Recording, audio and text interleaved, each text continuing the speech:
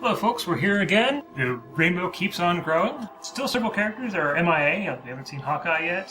Haven't seen a Gabi or a Green Goblin at all yet. Haven't seen Ghost Rider. And of course, we're still missing one of my favorite characters, who I'll talk about if we actually do open one of them. But let's go ahead, Melissa. You can get us started here. Speak of the devil. There's... Unfortunately, we know there's not going to be a super rare here. I have hope. Well, rare.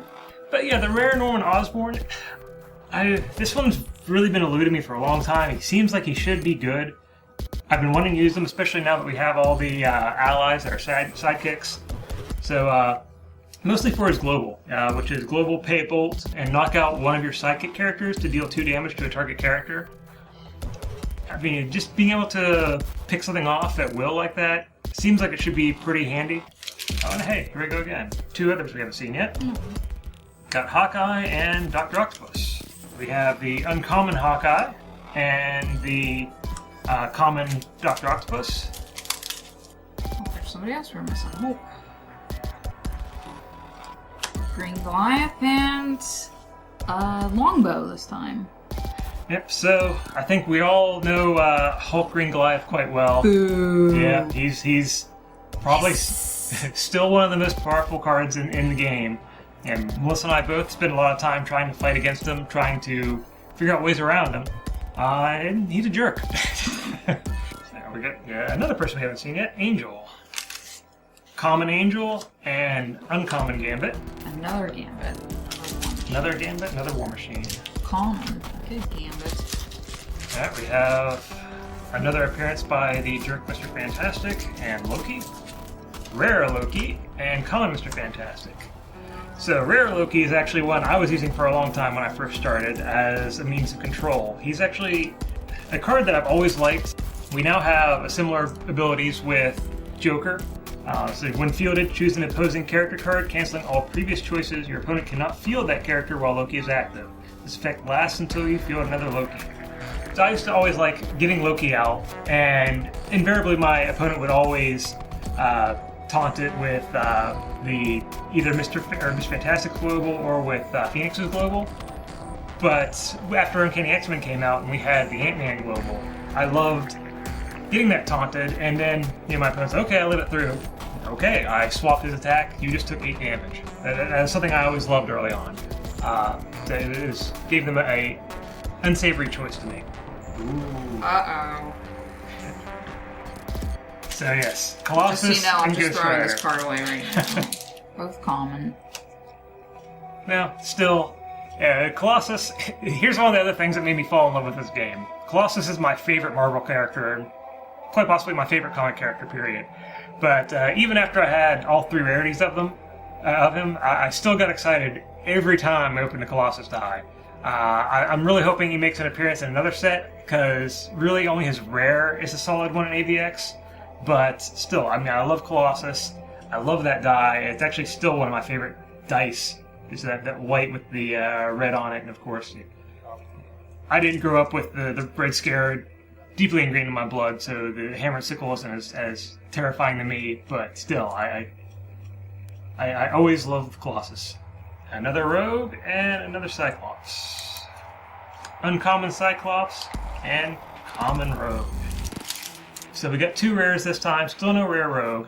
Of all of these, I really like the Loki. Green Goliath is obviously a jerk. We all know and hate him. Of course, I would love to get one of those new full art Green Goliaths, but I'll have to work on that. And then, Green Goblin, Norman Osborn. Seems like he has potential, but just it's never really caught on.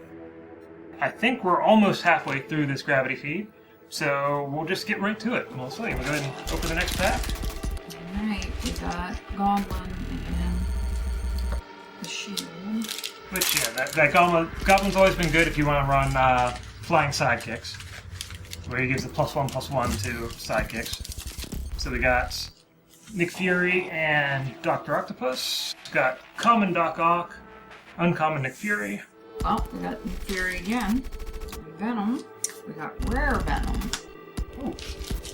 So yeah, Angelo Fortunato, whatever, has always been someone I've liked. I actually used him in right after Worlds, a version of my Johnny Swarm team I was using. I ended up putting in Venom Angelo Fortunato, and it worked really well for me because it gave my fist guys a little bit of a boost, kept my opponent's board clear. So yeah, he was actually a pretty handy card. I like him quite a bit. And speaking of Johnny Swarm, we have Johnny Storm. And a common Dr. Doom. So yeah, Johnny Storm here is what's been my all-star go-to for a long time. While Human Torch is active, each time you field a character, Human Torch deals 1 damage to your opponent and 1 to a target character. Now, also you have to be aware that damage to a target character is not optional.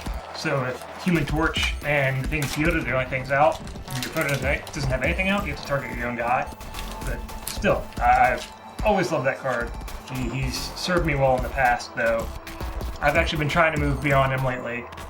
We'll see if I keep him in my team for future WKOs and regionals. Got Nightcrawler and Doc Ock. Common and uncommon. Double Magneto. It is a common and uncommon Magneto. Thing Oh, and yeah. I completely forgot Thing was even in this set. common and uncommon. It's another Loki and another Deadpool. That's the common Deadpool and common Loki. So yeah, from this set, definitely the highlights are Human Torch and Venom. Of course, you always like Mr. Anger. Green Goblin over here is always good for flying sidekick teams. The Ghost Rider is funny because he's our first 2-cost bolt, obviously since it's the first set. And he was one that you always tried to use because it's 2 costs, and it says on him, no special effects, just a low-cost die with good numbers. Well, I think that's a little bit of a lie because yeah, his attack and defense numbers are great, but his fielding costs are just terrible. And that was something that early on drafting this, people very quickly found out that that fielding cost just made him very hard to use. Oh, and actually, one other thing I'll mention real quick is the Dr. Doom, Reed Richards rival, is another thing that he's come up periodically as something possible for a villain team. Because while Dr. Doom is active, each non-villain character gets -1/-1. So that's a nice way to keep sidekicks off the board and also make all your opponent's stuff weak, assuming they're not using villains. So.